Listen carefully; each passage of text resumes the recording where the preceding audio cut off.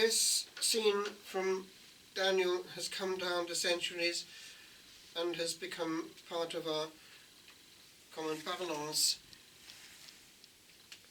Found wanting. The actual words that we have are linked, it would seem, with words that we know. Mene, mene. It is refound, I believe, in mina, mna. It's a weight that was used, one of the weights and measures of the Holy Land. Tekel.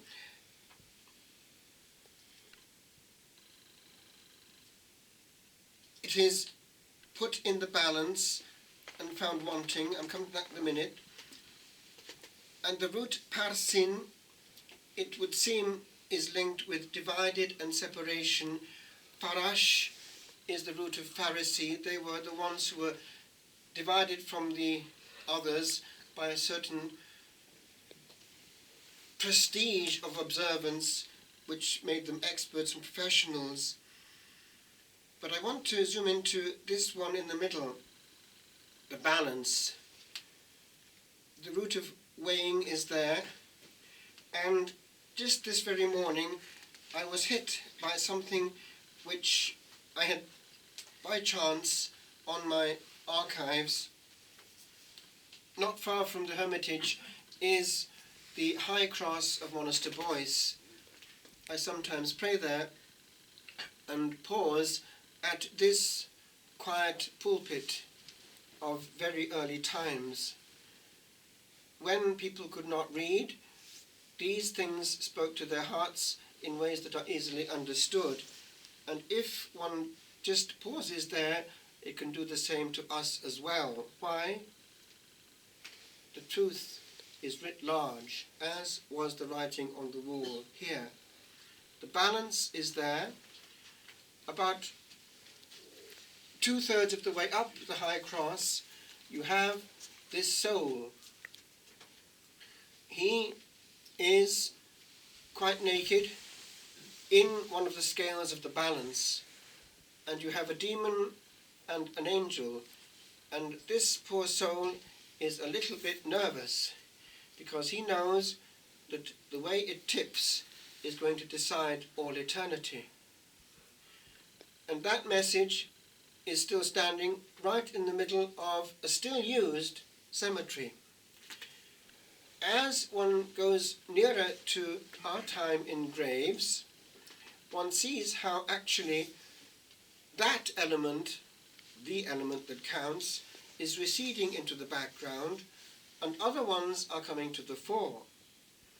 There is a recent grave there of a young man, very young, and it is in the form of a small football field with the goalposts and in the middle the ball ready for kick-off.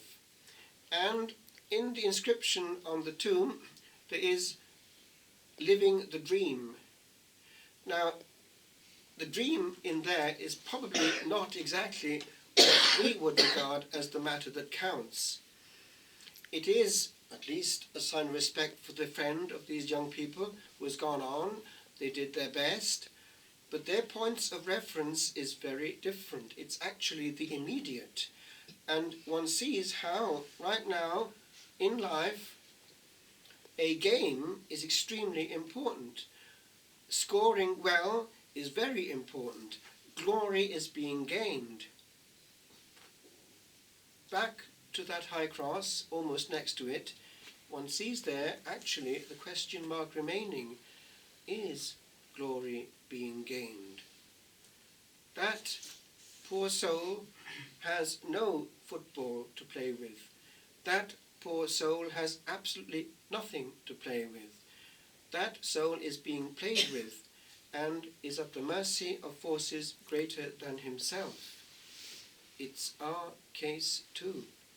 1 second after the last noise has been heard. For we hear no more, but the soul hears all 1 second after, and is very nervous indeed, when it realizes there's no going back and that the sentence is to be pronounced. This is the only thing that matters.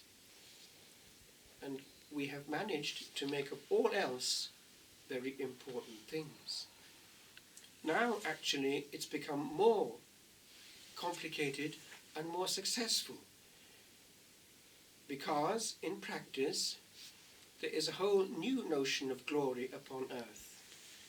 It's what is from young people onwards now acquired in the virtuality of a following, a whole load of followers who in great adulation seem to have nothing to do but sing an eternal sanctus around the head of the person at the other end of the screen.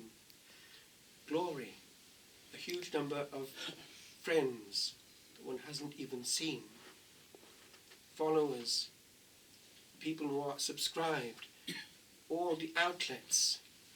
And therefore the gravitational force of the inner man is far away from the scales, far away from the vision of the cessation of all.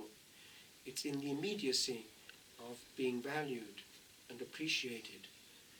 And all spare moments will go into making that happen.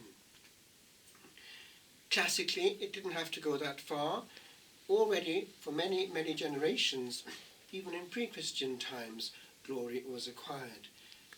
The Greeks and the Romans, they were very much aware of the body.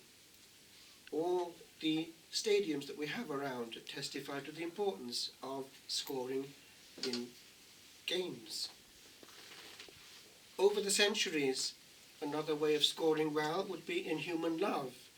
Think of all the energy of mankind that has gone into writing about human love. The conquest of a beautiful bride, all the songs, all the lyrics that have gone in that direction, and therefore all the attention, and even the suicides of those who have failed after a girl has gone somewhere else. That was the issue. But then we have the other, which is still very much present in our midst, academic success. It's still there. People will score well. They will want to get to a good university. The last is very important for many a young person to this day. First-class honours, etc., etc. And then what goes with that, the amount of energy going into a career, it's massive. And therefore time will go without order into all that that means, sometimes ruthlessly. But the vision of the scales is far from the eyes. Now, the question of the other one is no longer settled in youth, and it is re-beginning way into marriage, that young people think they're actually young as they were before when they're at the age of 50 or 60 and start again with somebody else when the bride has got too old. So it's all now energy going somewhere else massively, being encouraged also by what is being pumped at us. Anything is okay. The scales, these are souls that are being weighed already in the balance and being found wanting. Wanting in what really matters. Some years ago, and still in formation, the prior took us, novitiate, to Siena, nearby, and we went to visit places linked with our own St. Catherine. There was there a niche where she would have a few winks of sleep while watching the dying in the old hospital of Siena, right in the middle opposite the cathedral. But there, as you go in, is a real skull. And it's looking at you as you look at it, and under it is an old Italian inscription. Old Italian, going back a few centuries. And it would be in translation, what you are, I too was. What I am, you too will be. And I was thrown for 6 before this quiet message from the beyond. And from there, when the prior took us to the little cafe opposite, on the paper napkin that we had to wipe our mouth with, wrote a sonnet back to this creature. That was a message which jumped across the centuries and hit my heart. It is true. And I thought, I wonder what that skeleton earned, what that mouth uttered. Did it win eternity or mess it up? Because it certainly spoke, and those lips, which by now are still, it uttered enough to win all eternity or lose it in one dot of time. And even though it was not there, it was still reminding me, also it applies to you, and also, my friends, to you. The use that we make of time is what is going to tip that balance. And one day, we too will be sitting in it, naked and helpless, with no glory from other men, just with our reality, wanting to know, will it go this way or that way, forever and ever.